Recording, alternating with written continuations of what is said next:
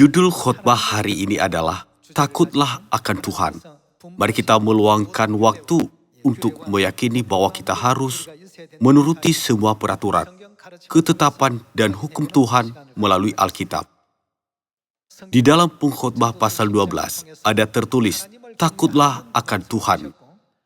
Jika begitu, berkat apakah yang akan diberikan Tuhan kepada mereka yang takut akan Tuhan dan menuruti perintah-perintahnya? Mari kita baca Yesaya pasal 43 ayat 1.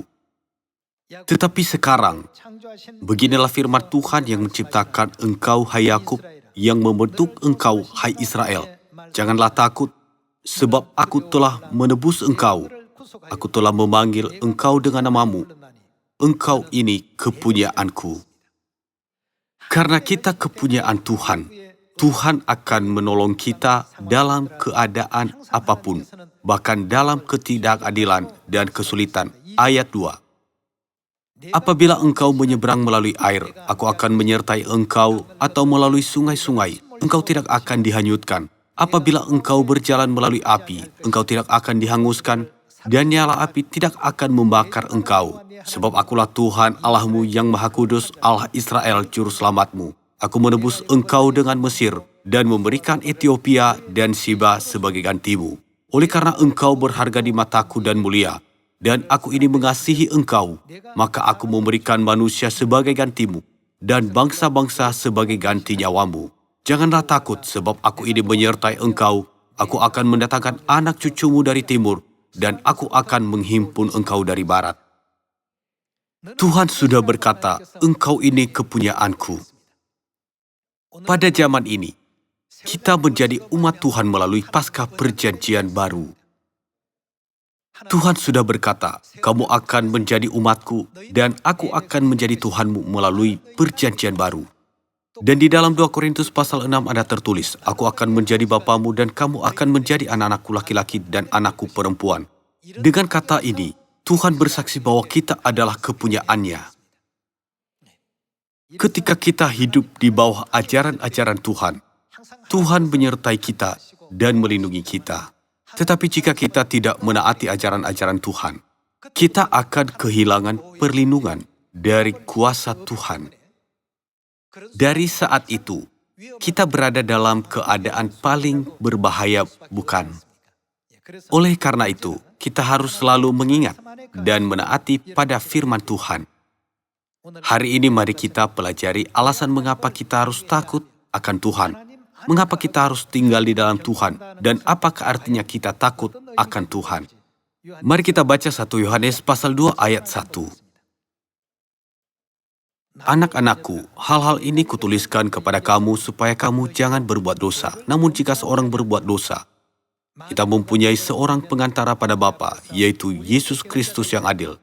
Dan ia adalah pendamaian untuk segala dosa kita, dan bukan untuk dosa kita saja, tetapi juga untuk dosa seluruh dunia.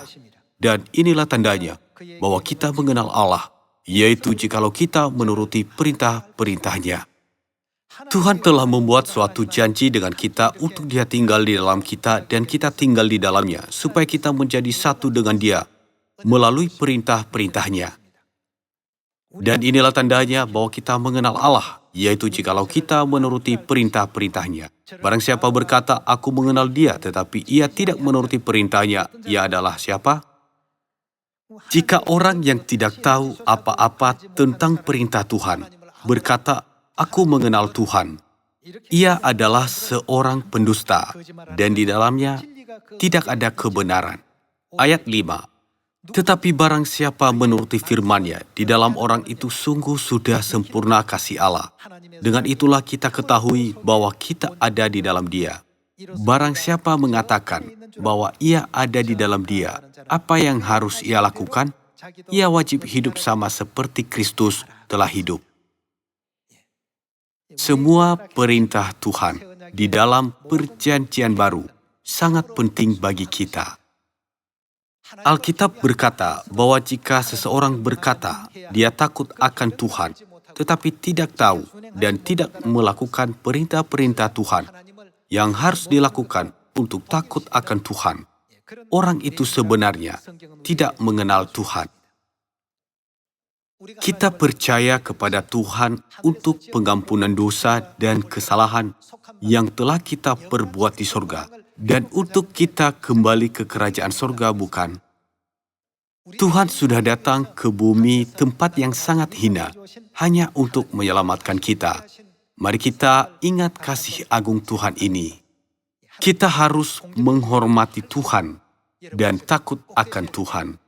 Kita harus mengungkapkan rasa hormat kepada Tuhan melalui ibadah dan melalui menaati semua perintah Tuhan. Semoga Tuhan memberkati. Saya menutup khotbah ini. Terima kasih.